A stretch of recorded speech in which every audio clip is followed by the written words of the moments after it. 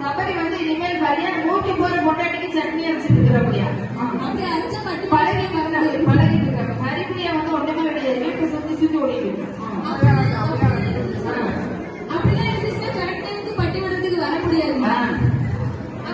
எங்க பட்டிமன்றத்துக்கு கூப்பிட்டாலும் இப்ப வர பேச்சு கிடையாது. உடனே பழத்துக்கு உடனே பழகிற தவிர வேற வார்த்தை கிடையாது.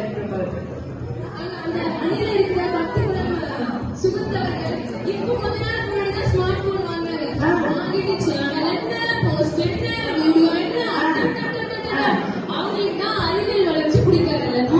அப்புறம் கையில 2 ஓலச்சோடு எடுத்துட்டு பக்தியாக பாடிட்டு இருக்காங்க. அப்படி எதுக்கு அறிவியல் வளர்ச்சி? கையில 2 ஓலச்சோடு எடுத்து நீங்க ஒரு காட்டுவாங்க வேட்டி கட்டிட்டு போயிருப்போம். அப்போ அவங்க எல்லாம் அறிவியல் வளர்ச்சியில சந்தோஷமா இருப்பாங்க. ஆனா பிள்ளைகிட்ட மட்டும்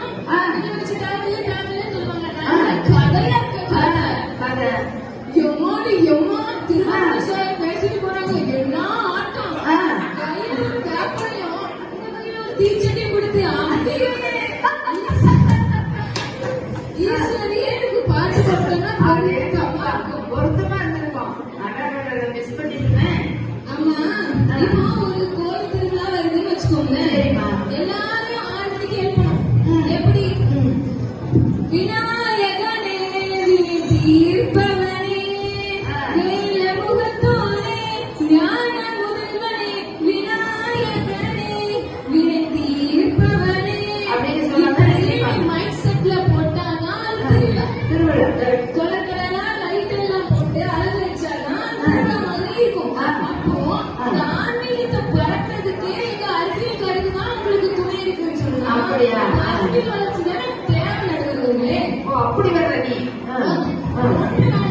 ஹரிபிரியாக்கா சவுண்ட் பிச்சுட்டு போகும். மைண்ட் செட்டே பைக் ஆஃப் பண்ணிடுவேன். ஏன்னா அவங்களுக்கு ஆன்மீகத்தில் தெரிஞ்சு பறக்குதுல்ல. அப்ப எதுக்கு அவங்களுக்கு அறிவியல் கருதுலாம்? ஹரிபிரியாக்காக்கு மட்டும் மைக் ஆஃப் பண்ணிடுவேன். அது ஏற்கனவே அந்த கண்டிஷன் தான் வருது.